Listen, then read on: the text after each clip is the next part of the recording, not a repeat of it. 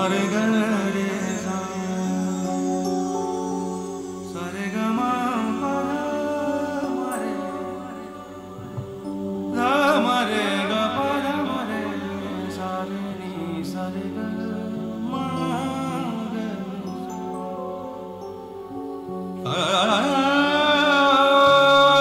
पत्रास कारण की बोलायची हिम्मत नाही पत्रास कारण की बोलायची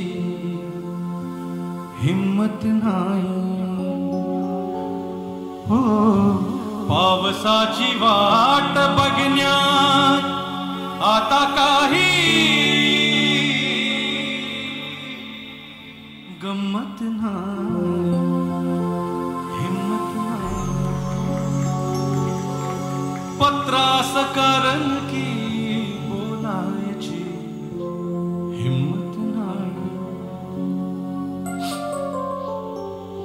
माफ कर पारो मला नाही केल्या पाटल्या मोत्यावानी पिका लाग नाही कवड्या भेटल्या चार बुक शिक कस सांगू पोरा गहाण ठेवत्यात बापाला का विचार कोणा सावकार गुरांच्या बाजारी हित मानसा मोल नाही मी नाही बोललो पण पोरा तू तरी बोल काही हो पावसाची वाट बघण्यात आता काही गम्मत नाही हिम्मत नाही पत्रास कारण की बोलायची हिम्मत नाही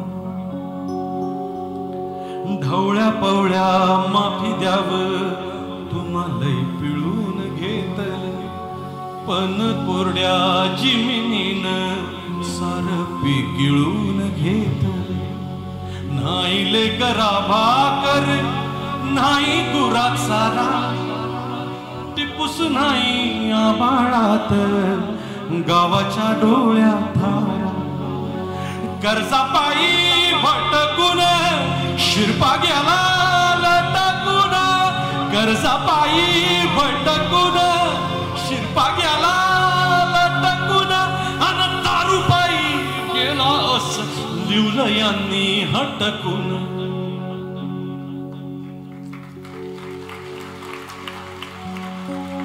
त्यो भी होता मराठी त्यो भी होता मराठी पण त्यासाठी कुणी लढलं नाही मी नाही बोललो पण पोरा तू तरी बोल काही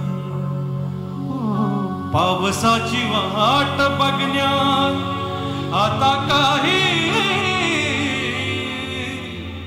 गम्मत नाही हिम्मत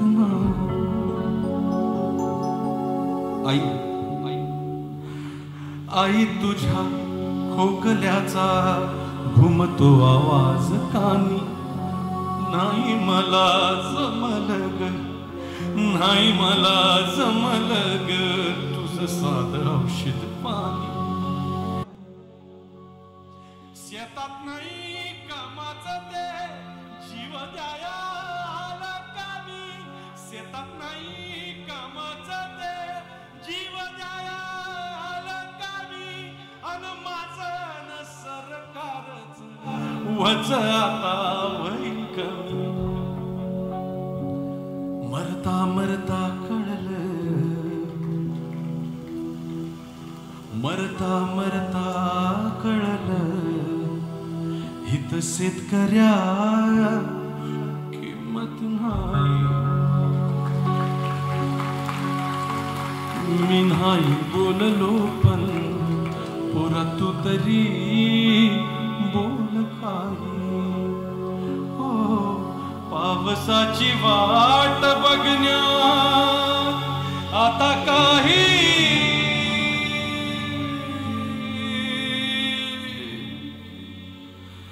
गंमत नाही. हिम्मत हिम्मत हिम्मत.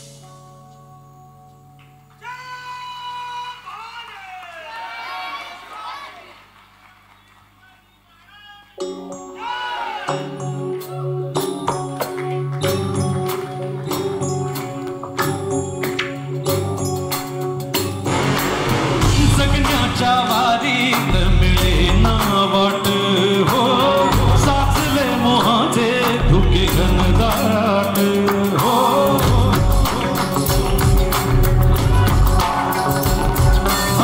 जगण्याच्या वारीत मिळेना वाट, साचले मोहाचे धुके घनदाट हो.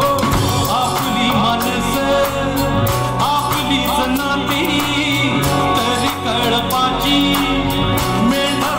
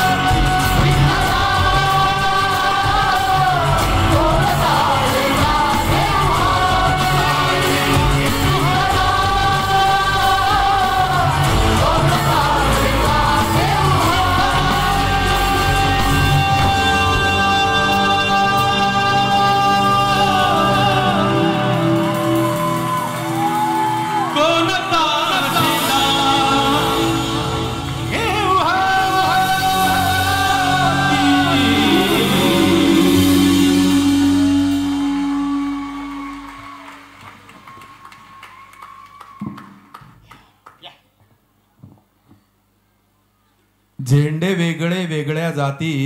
अवधूतदादा पाणी पितायत तोपर्यंत कुसुमाग्रजांच्या ओळी तुम्हाला सांगतो. मध्यरात्री राजधानीतले 5 महापुरुषांचे पुतळे एकत्र आले आणि आसवं ढाळायला लागले. छत्रपती शिवाजी महाराजांचा पुतळा म्हटला, एवढं करून देखील मी राहिलो फक्त मराठ्यांचा. डॉक्टर बाबासाहेब आंबेडकरांचा पुतळा म्हटला, एवढं करून देखील राहिलो मी फक्त बौद्धांचा. लोकमान्य टिळक म्हणले, एवढं करून देखील मी राहिलो फक्त चित्पावन ब्राह्मणांचा. महात्मा ज्योतिबा फुले म्हटले, एवढं करून देखील मी राहिलो फक्त माळ्यांचा. तेव्हा गांधीजींच्या पुतळ्यांनी आपल्या गळ्यातला गहिवर आवरला आणि इतरांना उद्देशून ते म्हणले, अहो तुम्ही भाग्यवान, तुमच्या मागं एक एक जात जमात तरी आहे, माझ्या मागं राहिल्यात फक्त सरकारी कचेऱ्यातल्या भिंती. ही महापुरुषांची व्यथा आहे. जातीवार आपण त्यांना विभागणी केलेली आहे. हो, हरकत नाही कुसुमाग्रजांसाठी टाळ्या वाजवायला. फार मोठा माणूस होता तो.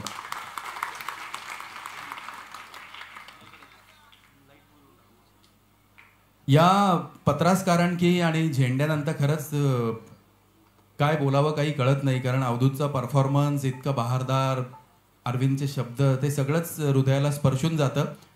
पण त्याच्या पलीकडेही कार्यक्रमात वेगवेगळ्या रंगाची गाणी आपल्याला ऐकायची आहेत आणि त्यातलं एक फार अप्रतिम असं भक्तिगीत आहे अवधूतजींनी संगीतबद्ध केलेलं, की त्या भक्तीच्या तालावरती तुम्ही डोलायला लागता आणि नकळत तुमच्या तोंडून शब्द येतात की जाऊ दे, ऐका दाजीबा.